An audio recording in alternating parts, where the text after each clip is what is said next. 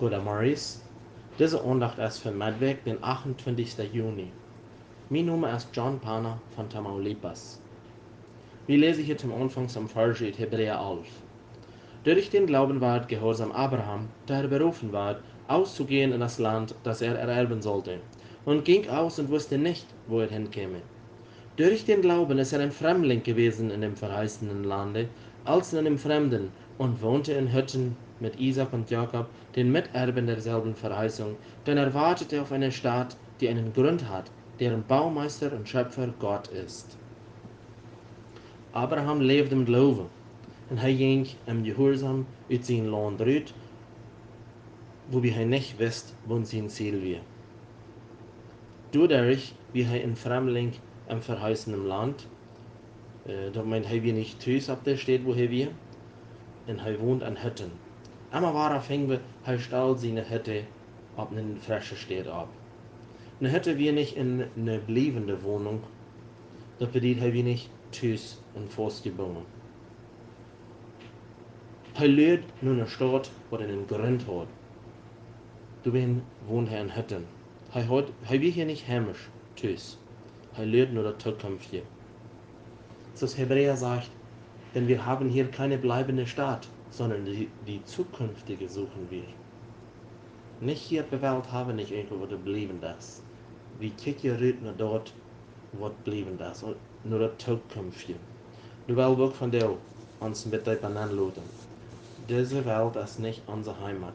Das ist nicht die Stadt, wo wir heimisch werden wollen. Das ist bloß die Stadt, wo wir dadurch wandern, für diese kurze Zeit, wo wir auf dieser Welt leben. Aber ein Ziel ist, nur was Höheres haben. Wir haben gestern gesehen, wo Lot eine selbstsüchtige Entscheidung traf, wo er bloß checkt, nach da wird seine Jude passte gefallen, das grüne Gras, dort Jordan. Er checkt das an, dass wie ein Garten das Hand, aber mit Ägyptenland vermischt. Du wirst hier gerne ein göttliches Leben leben, was er von Abraham gesehen hat, aber er wird doch ein bisschen von das Ägyptenland schmecken können. Er wird das taub mischen. Und das sei auch, wenn wir sein Wiederleben bekämpfen, dass er am wieder betrafen wird. Kijk in den nächsten Vers, so wie gestern lesen, am 12. und 13. Vers von 1. Mose 13, wo Abraham und Lot hineingegangen wären.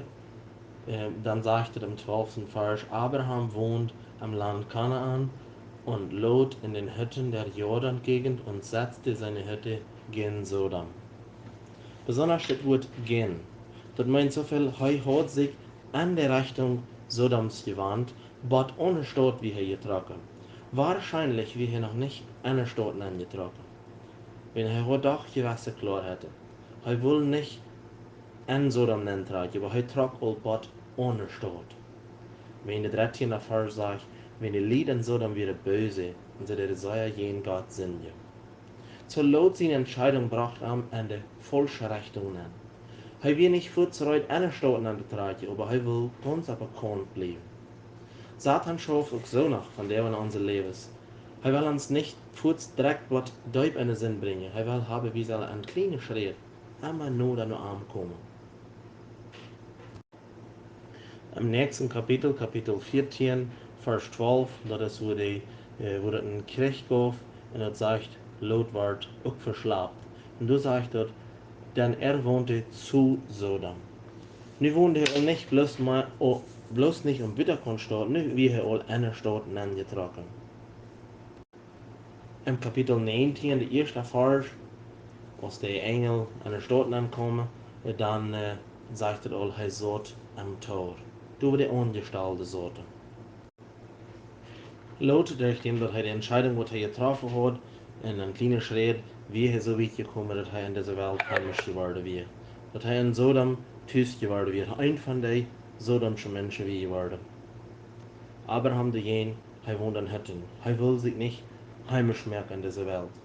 So möchten wir klar haben, dass unsere Heimat nicht in dieser Welt ist, und wie nur eine bessere Heimat lernen. Möchte Herr ihn segnen.